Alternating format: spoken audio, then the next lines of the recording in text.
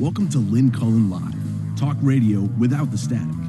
Email your questions and comments to lynn@pghcitypaper.com. And now your host, Lynn Cullen.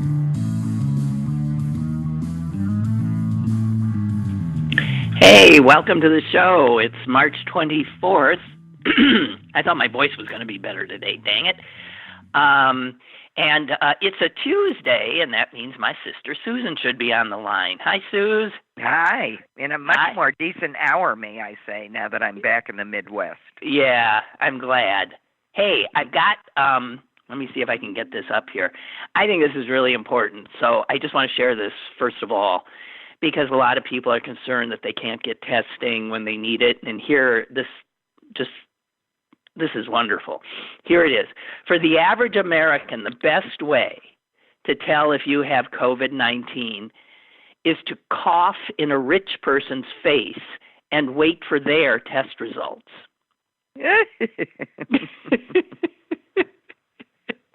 Professional athletes in particular. Right, whatever. Because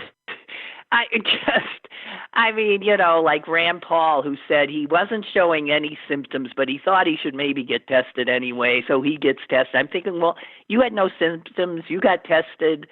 How the hell does that work? Because that doesn't work. Well, and meanwhile, you and I have a cousin who is in quarantine because he tested positive, and the only reason he was tested is because he demanded, he wouldn't leave. He happens to be 6'6". He's a very big kid. He had been a week with another kid that tested positive. He was about to get on a plane to go to California, and he goes to his university health center and said, "Someone's got to test me. I can't get on an airplane. I might kill a gazillion people." And is he in Pennsylvania? He's in Pennsylvania, yes, he is. And okay. So they test him, and then it comes back. They take him to the hospital. They throw him in a room. Everybody's. God. What happens is when you do test positive, everybody gets mad at you, apparently. And then he has now been in isolation in empty graduate student housing. And no one even brought him his clothes for 3 days. He's just been stuck there. He's probably got about another week left. But he's not horribly ill? The last time I heard, he had no symptoms. Oh, for God's sake. Well, thank God for that, then. Thank God for that. But, who knows? And the thing is that without this young man behaving responsibly... Yeah. He would have been infecting people left and right. A whole airplane full and a whole airport full, yes. Okay, so here's the thing. And I said this 2 weeks ago. Assume that everyone you come in contact with has it. Assume that you have it. And that's the way you behave. You stay that far away from everybody. That is what you have to do. Because a lot of people are asymptomatic. And now there's this new symptom, although it sometimes comes on after other symptoms have, which is you lose your sense of smell, and then you lose your sense of taste. Which is of very little use to older people who already have that. That's right. Yeah. But if you normally have a fine sense of smell, as do I, if all of a sudden I can't smell, that's a clear sign. So that's just another thing to be aware of. Just saying. Hey, golden oldies. I was looking through some of my tweets, and this was from February 1. Secretary of Commerce Wilbur Ross says coronavirus will be good for Americans. Quote, "I think it will help to accelerate the return of jobs to North America." Oh, for heaven's sake. See, there you go. Just reminding you of the geniuses around Donald Trump. Right. And I would like to just point out one other horrifying thing that has happened since this began, and that's that the Cuomo brothers are stealing our act. Well, they can have it. They're doing very well. Really, Governor Cuomo, who I know has a reputation for being a total jerk, is really amazing. Doing a top-rate job. Amazing. And would that he were our president, because we've got a president. And let's just say this right off the bat, because I think it's pretty clear that this guy is, we know him, we've come to know him, right? So this new stuff with him saying, a week from next Monday, he's going to say, we're going to ease some of these restrictions. This social distancing ain't working. Well, no, proving yet again that the only worse than being dead is being broke. Right, for them. Losing money is the biggest issue always. So what's amazing, though, what really is driving this for him, I suspect, is not, it's his money and his pals' money, but he's getting antsy. He hasn't been able to go to Mar-a-Lago. He can't is play stuck. Golf. He hasn't played golf. He is friggin' stuck. He all of a sudden can't do what he wants to do. And he is not going to rise to this challenge. He has taken over the... what was your first clue? Yeah, he has taken over the briefings. Yesterday's briefing apparently lasted 2 hours. Right, and Fauci is not around because... And Fauci is not to be seen. No, but I'll tell you what I noticed about that briefing, and I still don't know. I watched part of it before I crawled out of the room.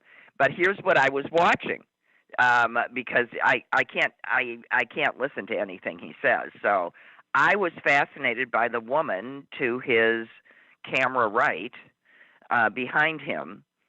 First of all, I didn't know who she was. But second of all, she had on... That's not the doctor? Is that the doctor? Maybe it was the doctor. That's the doctor. Okay. Yeah. She is the longest waisted woman I've ever seen in my whole life. Susan, is that really what you are paying attention? Well, sure. Can you listen to him? She had on a 3-inch wide belt, and there was still at least 10 inches between the belt and the bottom of her boobs. I was fascinated. Totally fascinated. I even remarked to Mother about it. I said, is that not the longest waisted woman you've ever seen in your whole life? Well, I'll have to check her out next time I see her. But, I'm just pointing out. No, that's not the kind of, so you're still, that's interesting. Oh, God. Well, my mind is benumbed to our president. I mean, I'm not going to listen to anything he says. Well, then you shouldn't have that on. I have told everybody, don't listen. You can get the news of it later, so you don't have to subject yourself. It was accidental. I didn't know that he had taken over the airwaves again. I merely turned on the television. And the news. He came on when the news comes on. And what ended up happening is the news, the networks actually ended up... cutting away because they weren't going to carry 2 hours of his doing a rally and spreading misinformation. I mean, you see what his spreading misinformation did to this couple that now are one's dead. But Lynn, do you know that because I was just catching up with my thousands of newspapers this morning, I was reading the comments to an article about that. And and all of these Trump supporters are terribly offended that it would be suggested that it was Trump's fault that an idiot would listen to their president and do that. So I mean, you know me, so I couldn't help it. I just asked the question. I said, I'm not sure I understand. Are you the Trump supporters that understand that you are not to believe anything that comes out of your president's mouth? Or are you the Trump supporters that make fun of the people who do? Well, their repost would be the president was talking about a drug called chloroquine, right? Which is used did you to treat listen to malaria. that conference? Because he called it 4 different things in the course of that. Well, I'm sure he did, because it's a multi-syllable word. But this woman, God bless her, looks around and she says, "Oh my God, chloroquine! Here it is. It's in my fish tank cleaner. It's one of the things in the thing I use to clean my fish tank." So she mixed it up, gave her husband a teaspoon. She took a teaspoon. He's dead. She's almost dead. She never would have done that if he hadn't been out there, talking. Now, on the other hand, we could have just picked up malarial drug and done what my son did and go out and buy some tonic water because it's filled with quinine. That's the name tonic. He says, "When do you think there's going to be a run on quinine?" He said, "I'm getting mine now." Well, don't start this, Susan. Nobody is suggesting that. Don't even start. Well, it tastes a whole lot better than fish tank cleaner. I'm just saying. Well, let's not. And it's called tonic because in the malarial days of India, the Brits. Yeah. The invaders sat there with their gin and, quote, tonic, quinine water. Okay. So you can't do this. No, I'm serious. Okay, I won't do it. I'm that. joking. Disclaimer. Okay. I, as my sister has told you for the last 20 years, am a bullshitter. Yeah, but this is no time for bullshit because I really don't. Don't. Jeez. Oh, I want to do a correction. Yesterday I said that, we've already forgotten these senators who did the insider trading, because the news just keeps changing. And I wanted to make sure that people knew it wasn't just these two Republicans. No, it was Feinstein too. But then Ed sent me this, and because I haven't heard anything more about Feinstein. And he said Senator Feinstein had her money in a blind trust. So that is not considered to have been, insider trading like the two Republicans, but that still suggests that someone who's in charge of her blind trust. Somebody made a call. It still sounds like somebody made a call. Somebody knew something. That's all I'm saying. But yeah, that's what I'm saying. Let's make it clear. Having your money in a blind trust means the following: that you don't know in what it is invested, and that you don't know when and how trades are timed, and period. But you do know who is managing it. You do know where it is. So there's nothing to stop you from saying, I'd sell now. Mm-hmm. That's right. So we don't know. Okay. I remembered a story that I think is... Okay. I'm just saying the blind trust stuff is a red herring. You listen with intelligence. Okay, go ahead. I am totally, changing the subject to the way we all sort of feel now, which is, dear God, please, can this be over? Can we get our lives back? And, it's not comforting to hear that it might be a year, that it might be 18 months, that, who knows? And coming to terms with that is really, really hard. And it reminded me of a cute story.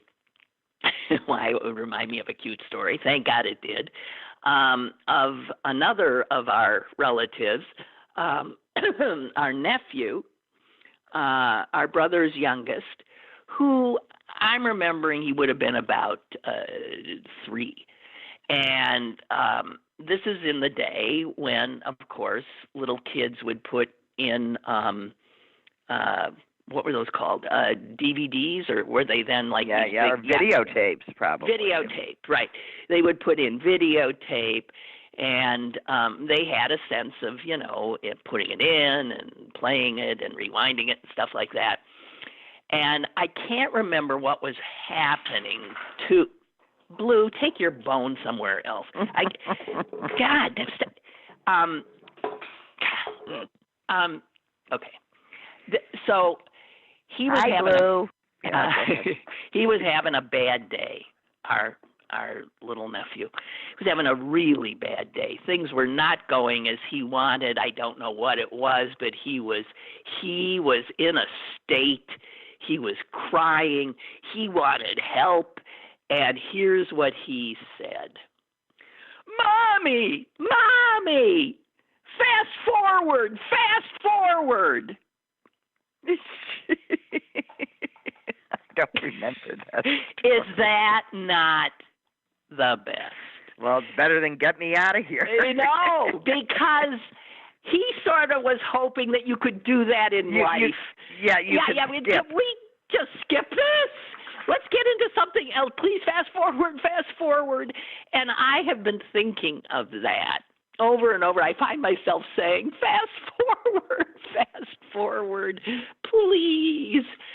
So there you have it. I know, but then we're in the dilemma of wishing our lives away.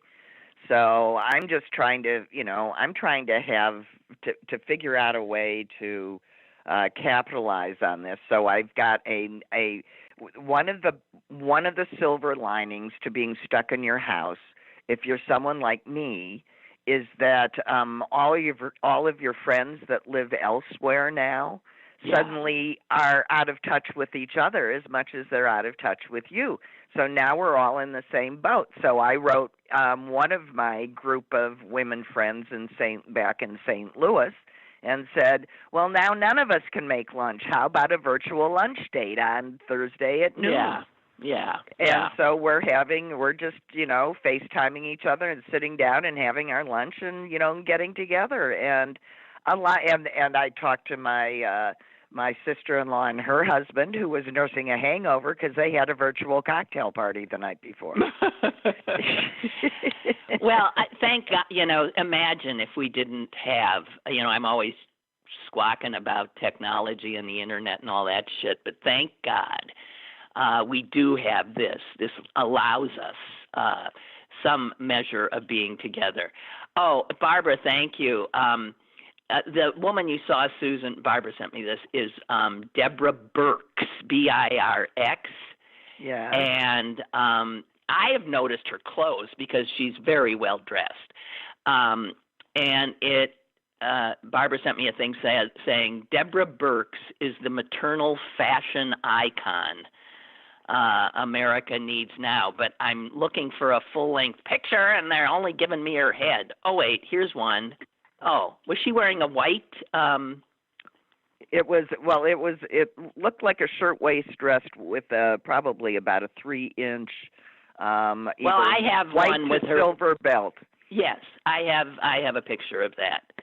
And really, you think that is okay? On TV, she looked very long. I'm just telling you, Okay. I broke it to our mother yesterday that she wasn't going to get a haircut anytime soon. Yeah, that's right. She'll finally have long hair again. I offered to put it in a ponytail, and she got very wide-eyed. She said, "That isn't going to happen. It'll be spring soon, and I'll have so-and-so over to cut my hair in the backyard. No. I'll put on a mask." And I said, "No, we'll see." No. That's what we are 2 weeks at a time. Big deal. No one is seeing us. I mean, really, I haven't had a drop of makeup on, and I can't tell you how long. I know. And, I mean, no underwear time, You don't have to put on a bra. There are a lot of good things about those guys. Yeah, you look on the bright side, I guess. Sometimes I do. Other times You can lie around and not be accused of being lazy. Yeah, that's true. But I still have that voice in my head that tells me, you're being lazy. There's things to do. Where did we get that? Because, I I'm just constantly berating myself. I don't know, because I'm always astonished that people have no guilt about, and this is before in the world as we knew it, would sit and watch TV and do nothing. And I thought, geez, how can you do that? Because I always had to be doing something else because it's just not enough. You can't just sit there. And I don't know. I don't know where that came from, but obviously we somehow got inculcated with you can't relax or play without guilt. Without guilt. It certainly doesn't stop what an awful thing. So here's the thing. It certainly doesn't stop me. I just sort of but ruin you it feel guilty. slightly. Yeah. Right. Absolutely. Maybe we're just Jewish. I don't know that necessarily that's Jewish. I'm not sure. Well, I do think it's why I wasn't worried about toilet paper, because I always stack up on toilet paper. All right. Well, you're also in Green Bay, Wisconsin, where it's made. The toilet paper capital of the world. Capital of the world. Yeah. So, in case anyone didn't know, the Summer Olympics has been postponed for a year. There it goes. I also want to point out that some things that remain the same, that just seem absurd, are I get the local TV station here, one of them, has a traffic report during, rush hours. They still have a traffic report? Right. And so on my phone comes up the picture. There's always pictures of various, where there's congested areas, and they're still running them, and they look so absurd because they still have the same tone. Traffic is moving fine on, this, that, and the other thing, and you see one car. And I'm thinking, doesn't anyone there realize how stupid this looks?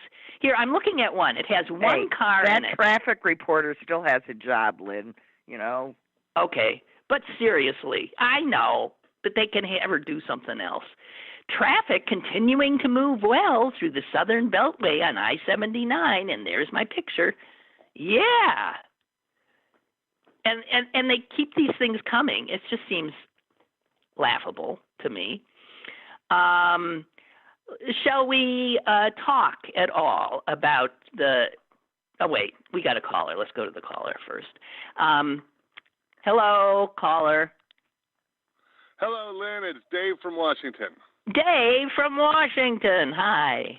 Hi there. Hey, I got a little story to tell you about sitting around the house all day doing nothing. Okay. First off, I'm 60-some years old. I'm a single guy. I'm a college graduate, but being a single guy, I was allowed to do whatever I want. I didn't have anybody to worry about. So, I have a good job up in New York. I drop it just like that. I moved to Arizona. I have a good job in Arizona. Just like that, I drop it. I moved to Florida. I don't know if you remember all these things, right? I sort of vaguely do remember you were a nomadic type, yeah. Dave by the sea and all sorts of stuff. So anyway, so while I had a great deal of fun, it really was not good for my career. Yeah. Which is okay because, again, I'm a single guy. What the hell do I care? I moved back to Pittsburgh in 2007, decided, okay, I'm getting old. I'm almost 50 now. I better settle down because I don't really have anything set for once I get older. So I grew up and I matured, and then the recession hit. And being an old guy, I was screwed blue. They weren't hiring to begin with, and they certainly weren't hiring old guys. I remember your unemployed period, yeah. Oh, good Lord, yeah. I kind of lived off my dad and everything, and I said, okay, here's the thing. Because I had a support network behind me, I was not worried about homelessness or anything like that. Not because of me, but because of my dad primarily. But I also said, I'm not working. I'm not doing anything. I am not going to go out and have fun. I'm going to stay home and send out resumes and do all this shit and look for a job, and I'm not going to go out and do anything and spend money that I'm not bringing in. And it got to the point where I would go to the grocery store 3 or 4 times a week just to have human contact, just to talk to people, because otherwise I was turning into a fucking cat. All I had were my 2 cats. And I was meowing more than I was speaking English. So I had to go to the grocery store. So now, okay, and then I also said to myself, then I said, screw this, capitalism is wonderful and fine until it doesn't work. And that's when I decided I'm going to get a state job. Yeah. I'm going to find a state job because two things, whether it's a great recession or, as it turns out, a pandemic, no matter how bad the economy gets, you don't lose those jobs. They don't lay you off because the economy goes bad. Plus, it's a union job. That also helps. And so I've been working for the state for the past 10 years, never, ever dreaming that this was going to happen. Right. And yet now it's happened, and even though I'm gainfully employed and actually have income, I'm doing what I was doing 10 years ago, which is sitting at home talking to my cat. But wait, the more things change. Yes, exactly. And the thing is, I'm really good at it, and I like it. I'm looking forward to getting back to work. You know, I'm a little antsy. I do feel kind of bad sitting here, you know, being paid to sit at home. Yeah. But it's not my fault. No. I didn't do this. Boy, are you not Jewish. There's no guilt. Well, I think it's, yeah, I know what you mean. Yeah. No, well, so you don't mind. So you're not but you are a sociable soul. I mean, yes, I am. I can tell you're a. I used to be. I used to be on Facebook and all that stuff, and I got off of that. I love having an audience. I had a blog before there were blogs. I had a website that had over 1 million hits at one time. Wow. Yeah, I was, I'm a sociable guy, but at the same time, I hate everybody, and they just piss me off. So I don't really mind sitting at home and doing nothing all the time. I've read a couple of books. I've got a whole bunch of guitars. I play my guitars. Yeah. I've cleaned my house for the first time since who knows when. I finally started clean. I hate to clean. I'm going to do one room every other day. Well, I can't stand it. Yeah, that's kind of it. You know, I clean my kitchen. I clean my bathroom, which I never do. Yeah, that's what I did, yeah. I used to clean my bathroom every year on Super Bowl Sunday, whether it needed it or not. It was the only day of the year I cleaned my bathroom. That was a long, long time ago. Well, you know what you realize? You realize for a lot of us, this is not true of some people, for a lot of us, the only reason we cleaned at all was because people were coming to see our house. Exactly. So you would... My bathroom is dirty. So what? I'm the only one who goes in there. Me and the cat. I know. You know, I don't invite anybody over. It's a good reason. You know, hey, you can't come over to my house. My bathroom is just filthy. I'm sorry. You can't come over. It's true. I'm prescient. 10 years ago, again, never knowing that something like this was going to come Well, you're up. a smart guy. You're a survivor. What can I say? I did myself well. Yes, you did. And you call again because you're funny. Real quick, just before I leave, just like I emailed you the other day, 21st century, man, this thing has been fucked up. We started off with 9/11, and then we go, we had the Bush years, we have the Afghanistan, Iraq debacle, we have the Great Recession, then we get Trump, and now we've got this.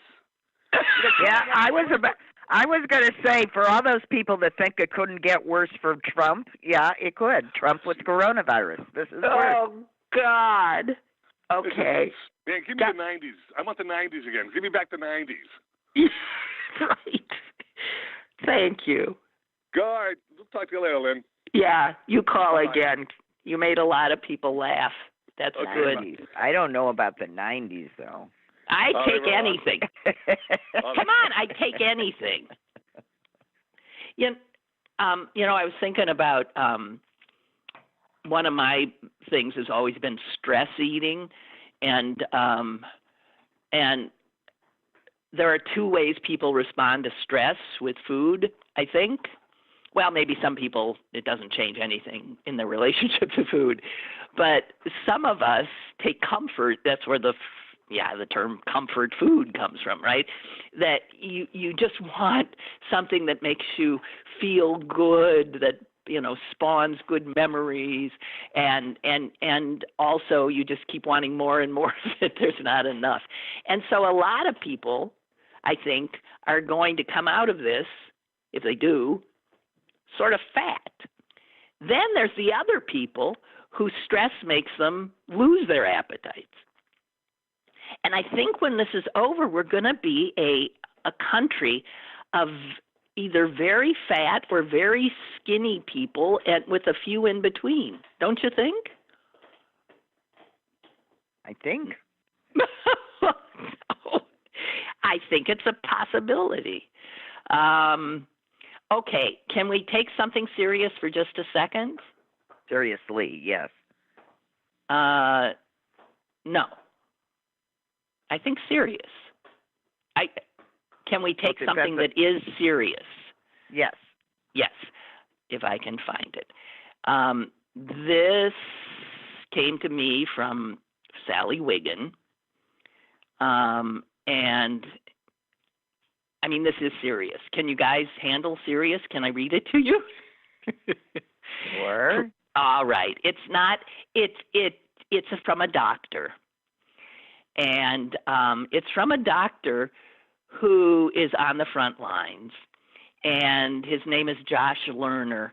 And he wrote this after he found out that the Center for Disease Control has loosened its guidelines for the people on the front lines because they can't protect them, because they don't have the personal protective equipment they should have.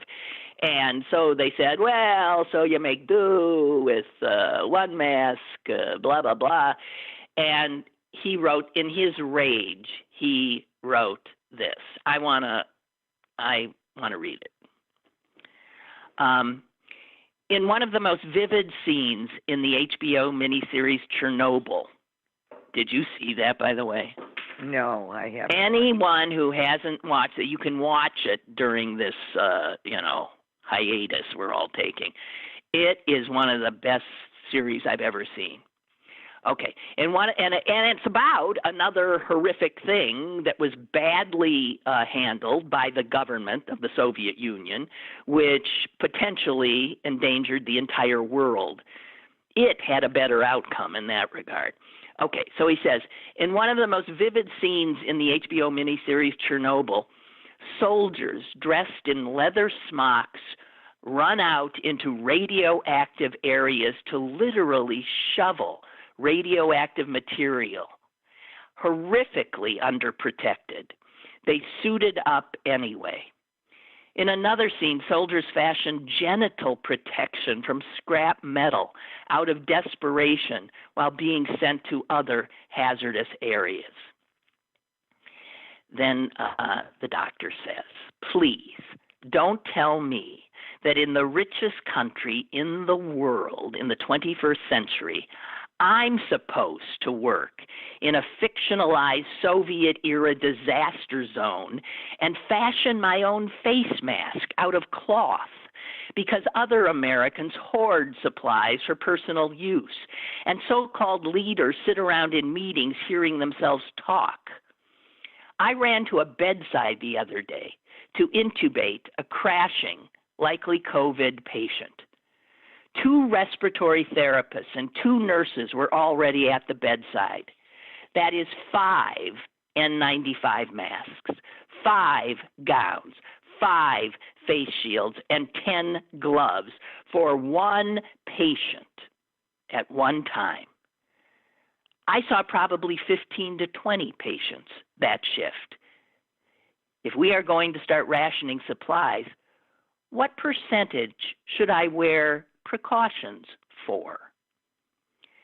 Make no mistake, the CDC is loosening these guidelines because our country is woefully unprepared. Loosening guidelines increases healthcare workers' risk, but the decision is done to allow us to keep working, not to keep us safe. It is done for the public's benefit, so I can continue to work no matter the personal cost to me or my family.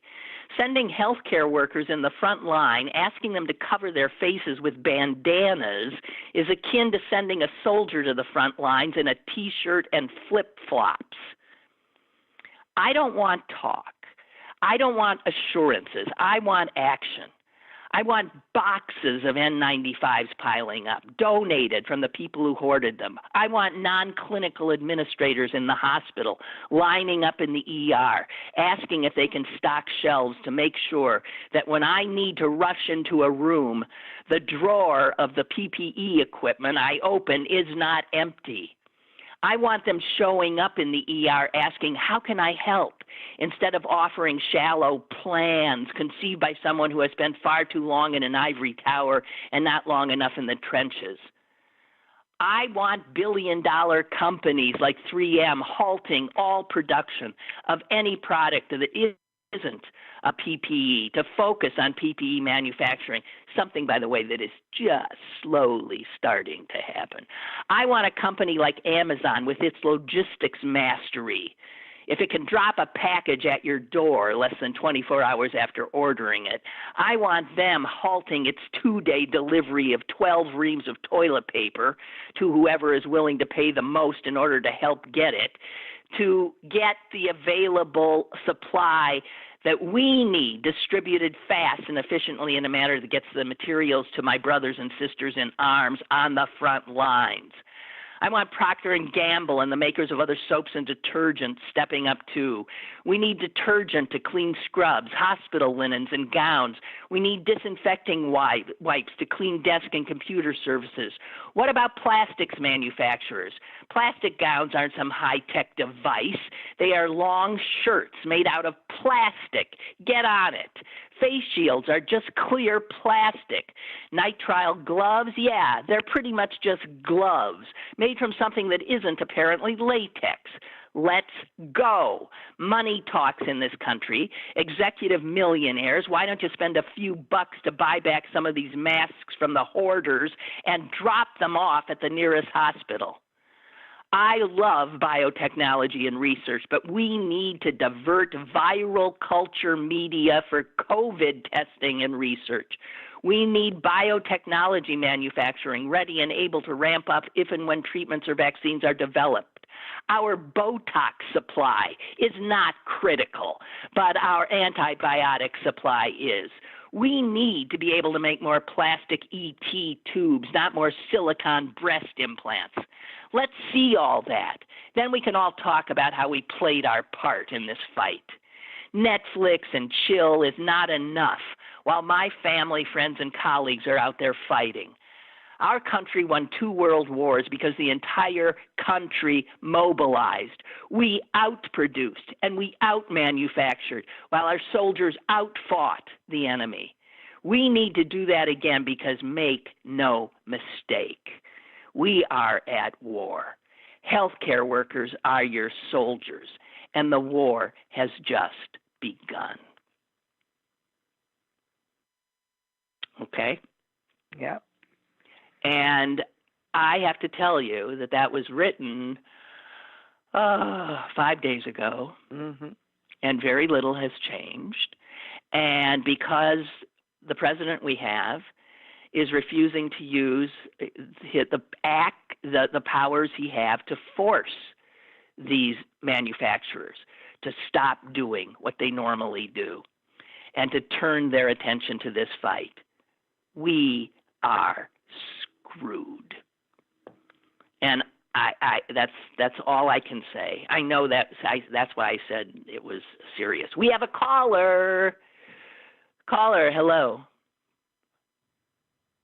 Hello, Lynn. Hello, Susan. Hi.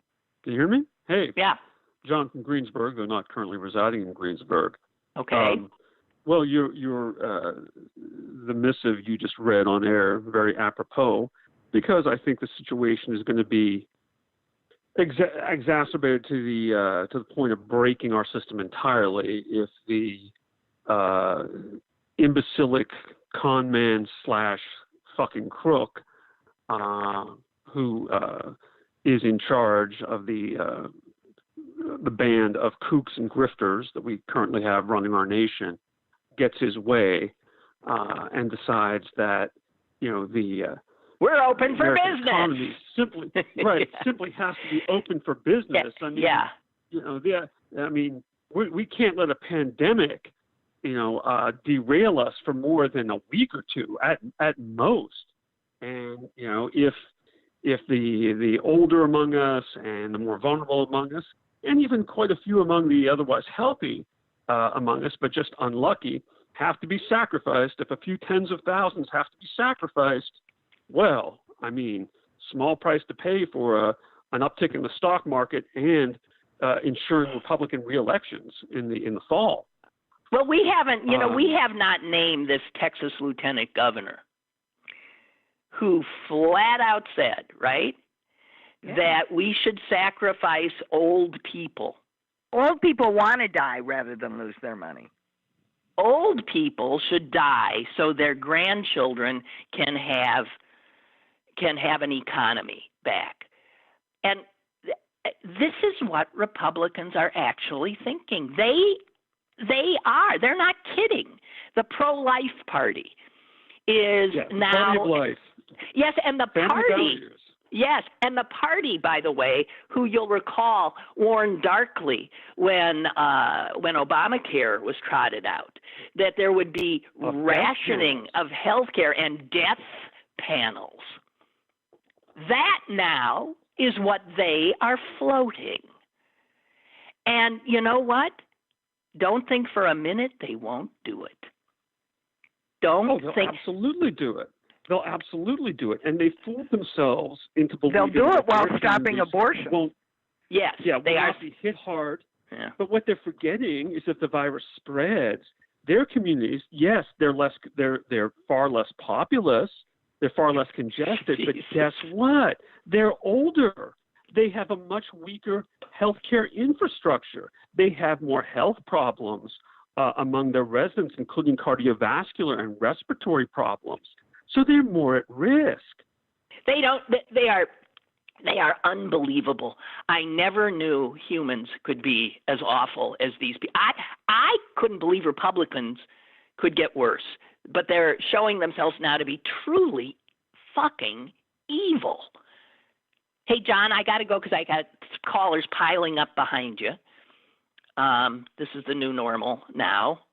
And But believe me, you're going to see this messaging from all the Republican talking heads. All of them are going to repeat the message. I know. All of them. They're going to start talking about how, poverty and economic devastation, too high a price to pay. More people would die of deprivation than would die of the virus. And you know why more people would die of deprivation? Because Republicans have kept us from having a social safety net where we can help people. Yeah.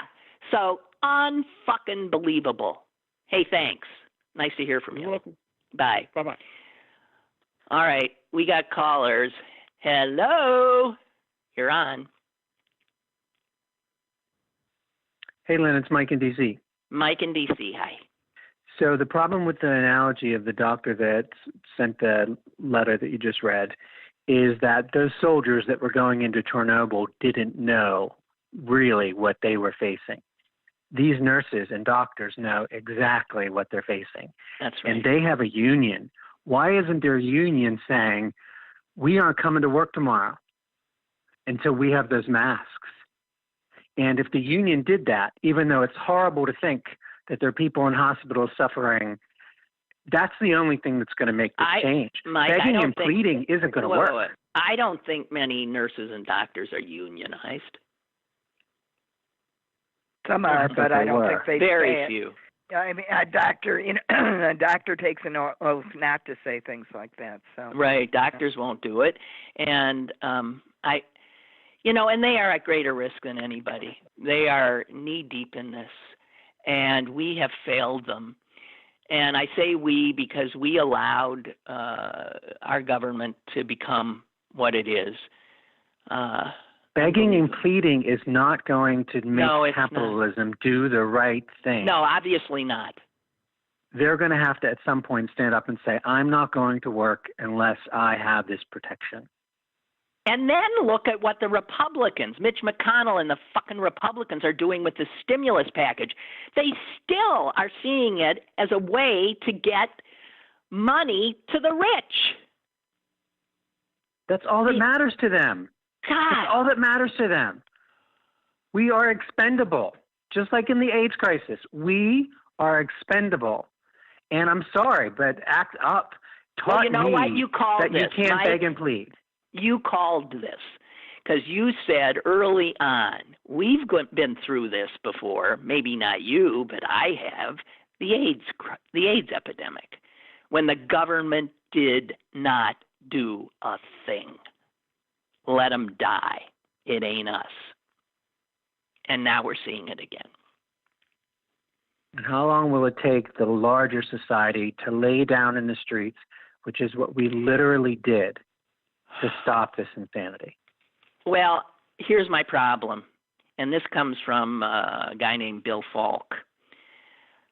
Americans have always viewed a communitarian ethos, we're all in this together, with ambivalence.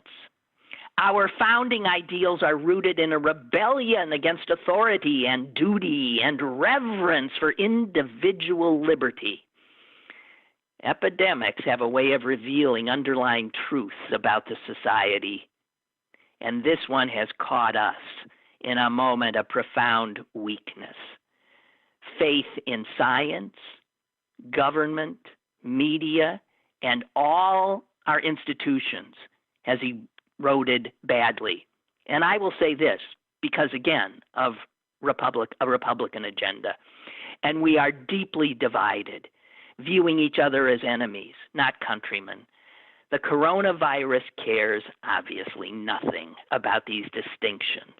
It is a reminder that our ethos of individual liberty and our separateness is an illusion.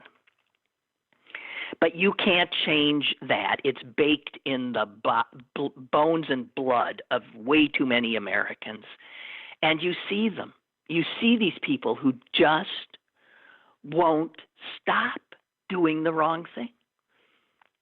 They're going to kill us. I guess that was depressing. No, it's truth. No, you're speaking truth. It has to be said. Yeah. And the death tolls are coming. Oh, my God. Everybody's trying to warn us.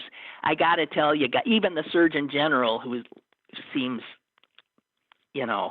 quite up to it, is saying these numbers in the next few weeks, guys, we're going to surpass Italy.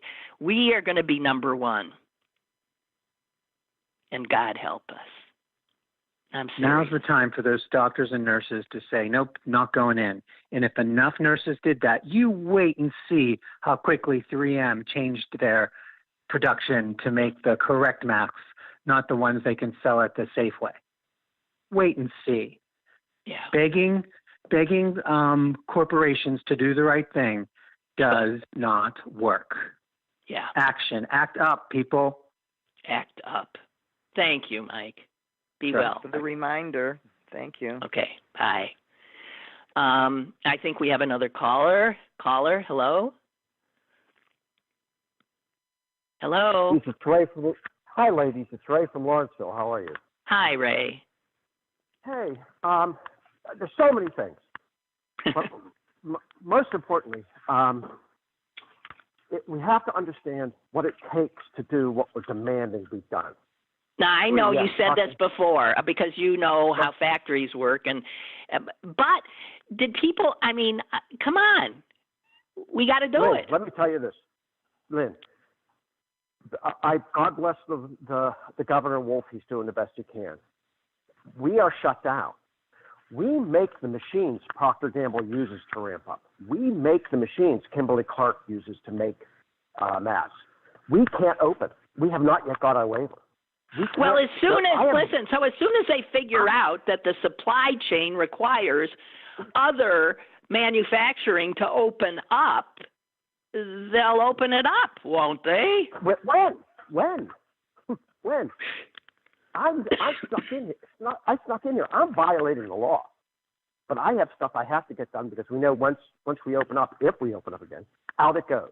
Because we've got letters from chemical plants, from manufacturing, from pharmaceuticals. Where's our equipment? I can't ship it. It's against the law. Mm-hmm. Wow. So it's easy to say. It's not easy to say. And I understand, and I appreciate and empathize. We need masks. Why don't we turn Ford into a mask-making machine? Well, you have to make the machines to make the stuff. Let us do our work. We're willing to come out here and risk our lives and our lives of our family because, we're the old boomer welders and fitters and such. We'll do it. Let us. We'll do it. Do you know how many old women who know how to sew and other people who know how to sew? What will you sew? Because those suits that you see them wearing, that's not cloth. That is literally not cloth. That is non-woven polymers. Those masks you wear, they're not cotton. They're not. And these are all plastics and polymers and resins. It needs 700 degrees to manufacture. Yeah. Well, I'll sum it up. Listen, I wish that someone would create an app to argue with, because I haven't had a good argument in a week. I don't know what to do. Well, there isn't a good argument. We don't have a functional government with the expert in place that understand what you are saying, and the fact that that's where we are is the problem. We need, this is the argument for needing a strong and competent central government. Yes, Susan, but that's a tragedy. I'm talking about an argument over whether baseball WAR is worth a statistic. Something meaningless. Like a couple dogs barking at each other across a fence. That's what I miss. Well. Normal. Hey, listen, but here's an idea. Rosetta Stone on your phone. It's free for a certain number of lessons. Duolingo. Pick a language. And just occupy your brain. I'm loving it. I'm going back to revisit the Irish, and I'm arguing with the Duolingo over pronunciation, or Rosetta Stone over pronunciation. Wait a minute. So you're learning, or you do speak Irish? I think I have a couple of words on it, and I get to sit there in the middle of the night. My wife shaking her head. I'm yelling at a computer that doesn't know what I'm yelling about. I said, that's what I said. Or that's not how you say that. It's fun. Even most of the Irish don't speak Irish. Oh, well, it's the official language of Ireland. The problem is you have pronunciations differ from region to region. So well, they do. They do in any country, right? Yes. Yeah. Is it called Irish or Gaelic? What's it called? Gaelic means Irish in Irish. So okay. So it's Gaelic. Okay, that's what I thought. It's Irish. You speak Irish, yeah. Well, God knows you're Irish, because, by the way, I watched that video, the black and tan thing you sent me. Good God Almighty.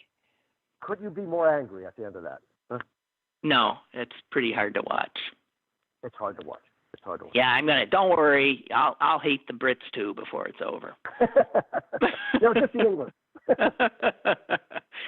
Ray, thank you. Hey, listen, thank you, ladies, for being there. All right? Yeah, thank you. All right. Okay. Bye. Bye. One of the things, Susan, that is I'm grateful that I'm not is a mother with 2 or 3 little children at home. Right. I can't imagine how exhausting that is. And imagine you're the mother and you also actually are working from home. Well, how about if you're a father and a mother and you're well, right? No, the same, but mostly, I'm sorry, in most households, the mother seems to take on most of the stuff. But yeah, right, a parent. Let's just say that. I mean, Trudeau's wife has the virus, and he's parenting. He's parenting and trying to run a country. Right. Yeah. But there again, I still think they've got more resources. I'm thinking of maybe even a single mother who is already overwhelmed, who's now doesn't have money coming in. What the? I mean, I guess in times when I'm feeling sorry for myself or like stressed out, I try to imagine the stress for others and what they have to deal with. Ay. This is tough times. It is. Yeah. It is, and I am. I wake up every morning now that I'm where I need to be, and just am grateful that the worst that happens is that I have to be in a house with our mother, and nobody else. Yeah. Well, it's a big house, Susan. It is a big house, and the dog, and we take walks, and and I am, and here's what I am grateful. I can give her a hug. We can crack jokes. We can roll our eyeballs at each other. It's okay. Yeah. Well, I'm glad you're there. I really, really am. Our brother said to me about a week ago something that I didn't even comprehend, and he wasn't able to make the point because he just said it. And he said, this virus is not alive. Right. And I said, well, how the hell can it be alive? It's replicating. How do you mean it's not alive? Well, I finally found, and it's an impossible scientific thing, but it's not technically not alive. It's not technically alive. It's somewhere. No, it creates a chemical reaction. Right. It is a bundle. Here's what somebody said. It is a packet of genetic material surrounded by a protein shell with spikes on it, and it leads a zombie-like existence. It's barely considered a living organism. But as soon as it gets into one of us, within, a snap of a finger, it hijacks our cells and creates millions more versions of itself. So this is fucking, bacteria is alive, right? Right. This thing is not. That's why hand washing works, because it melts that. It literally melts that outside part. And the more foam, by the way, the better. And that's one of the reasons that you're washing longer, to create more lather. It's the lather actually that is killing that stuff. Okay. So it really, that's what it is. You're simply melting that layer off. That little one, and that little layer that surrounds it with the spikes on it is 1/1000th the width of an eyelash. I remember someone once telling me, some professor, that humans never understand who their biggest enemy is. It's always the enemies they can't see. It's these little teeny weeny microscopic things that'll take us down. So this one guy who's a Cornell professor of virology says he describes a virus as being something between chemistry and biology. It switches between being alive and not alive. God. So that's what it is. And got to tell you, I think I mentioned before that soap molecule has these little tails, actually long tails on it. And those tails are the things that pierce the membrane of the virus. So you get those little tails and get them working. Seriously. That's how they break through. And I want to remind everybody again that this program is part of Pittsburgh City Paper. And Pittsburgh City Paper, I think it was the Washington Post, did another story today about how papers like City Paper all over the country are going down for lack of advertising. And if you want City Paper to stay alive, and consequently me to stay alive on this show, will you please go to their website, pghcitypaper.com, and become a sustaining member like you would for, NPR. It can be as little as, $1 a month. Every little bit will help. I want to thank one of you in particular who Lisa Cunningham, our editor, told me about after our plea yesterday, Mary, who gave City Paper $500 yesterday. It brought Lisa to tears. And I thank you very, very, very, very much. Well, dang it. The dog's done with his peanut butter bone, and he's not banging it against his metal bowl. No, it's not a metal bowl. He drops it on the wood floor. It's a way of getting attention. He right. just keeps dropping it. Or he sits on the couch and drops it off onto the floor. By the way, my floor is being dented by this. But these things are not important. So, nope. Okay. Sue, thank you for this. Yeah, okay. Give Mom a hug for me. I will. We'll talk soon. Okay. Okay, and guys, thank you. Yeah, and be well, everyone. Yeah, and I'll be back tomorrow. Stay safe.